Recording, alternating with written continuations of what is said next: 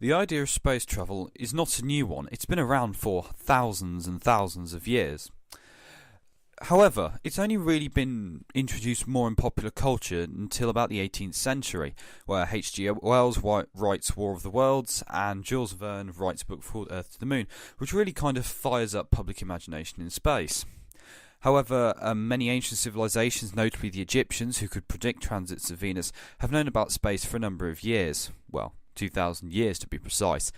But the first real rocket testing begins in 1926 with a man called Robert Goddard in the US. He is the first person to experiment with liquid-fueled rockets. Instead of the more theoretical mix of liquid hydrogen and liquid oxygen, he proposes gasoline and liquid nitrous oxide, which is a much safer rocket fuel. The great advantage of liquid-fueled rockets is that the burn rate can be controlled, which obviously makes them a lot safer, and also means that when you're launching a spacecraft into Earth's orbit, burn rate can be adjusted in order to maintain a different sized orbit. His ideas were met with scorn from many critics in the US, but however the Nazis in particular tried to get people into his department in order to find out what he was doing. The V2 were a weapon that was introduced by the Nazi Party in the latter part of the Second World War, when it was clear that they were going to lose the war. It was originally the brainchild of a man called Wernher von Braun, who was one of the lead scientists working on the V1s and V2s, at that time known as the A2, A3 and A4s. And in late 1944, you start seeing V1s and V2s being dropped on London. V1s were very noisy and therefore could be heard. V2s were a very effective psychological weapon because they could not be heard at all. They were launched in Peenemünde in northeast Germany, and they were ahead of their time really as a weapon. However, at the end of the Second World War, the Americans went in and they kidnapped effectively von Braun and his men and moved them out of the Soviet zone, which would have included Peenemünde and all the rocket sites, and moved von Braun, the captured V2s, or many of them, some of his scientists, and also lots of documentation into their zone to begin the fledgling American rocket program. Now we move to the early 1950s, where they started to reconstruct the V2s, and they're running tests with animals to see how they will cope in space. Sergei Korolev is now in charge of the Scientific Research Institute 88, which was in charge of developing the ballistic missiles. In other words, what the Soviet rocket program was.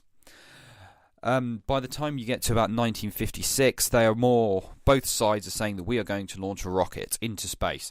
Now, the USSR originally was something much more grand, but however, due to late deliveries of components, notably silicon chips, the launch day has to be postponed. So Korolev, the lead designer, works on a much, much smaller rocket and a much, much smaller probe known as Sputnik. And on the 4th of October 1957, Sputnik was launched.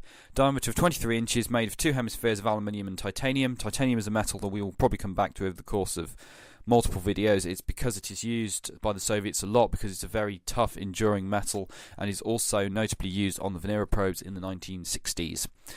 Sputnik was a huge success. You could listen to the beep beep all across the globe, and it's triggered off the Sputnik crisis in America, where basically the Americans felt that they were technologically behind the Soviet Union and thus really needed to kind of step up their game. It was one of the things that led to the passing of the National Defense Education Act, which poured millions of dollars into the US education system to train a new generation of scientists and researchers, which also partly included the setting up of NASA, an agency dedicated to space exploration. It also enabled many more students to go to university, and there were larger and more available student grants. Soon after the launch of Sputnik, you have the launch of Vanguard, or Project Vanguard, which is a US satellite. It was a televised launch to reassure the American people. It rose 2 meters in the air and exploded, which, as you can probably guess, was not really the greatest thing that the Americans wanted, and again showed Soviet superiority. Soon after, you have Sputnik launching. Sputnik 2 is a satellite that carried a dog called Laika, which gave the Soviets information on how life would survive in space. And Laika was, according to Soviet records, painlessly put to sleep. However, it was really revealed that she died of a technical fault where basically a heater valve broke, and therefore she died. One more Sputnik 3, which is basically a scientific research station, which was a mixed result because some of the equipment worked and some of it didn't. Then we enter the stage where the US plays catch-up. Explorer 1 was launched in January 1958, which was the main reason, which proved the existence of the Van Allen radiation belts. Pioneer 4 was launched to go and photograph the moon. It missed, though, but it did prove the existence of Van Allen belts again. Then we have Ham the Chimp, which was one of NASA's chimps that they used to test, which they used to fly into space and see how they would cope, to see how well humans will cope. 1960, we get to the evolution of military-style surveillance satellites, Grab-1, where they start using these satellites to orbit the Earth and pick electronic communication from the USSR and other places. Luna 1 in 1959 missed the moon, first spacecraft to enter heliocentric orbit, also observed solar wind. Luna 2 crashed into the Mare Imbrium, and it deposited the Soviet coat of arms. Luna 3 flew by the moon, capturing pictures of the far side of the moon.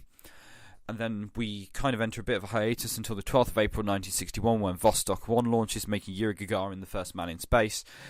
He orbited the Earth once, and he was treated as a national hero when he came back. Alan Shepard was the second man in space on Freedom 7. However, his flight kept getting delayed, which is one of the reasons why Gagarin eventually won to be the first man in space. Then there was Vostok 2 with Ghernan Titov as the pilot, which was a much more complicated mission. Titov stayed in space for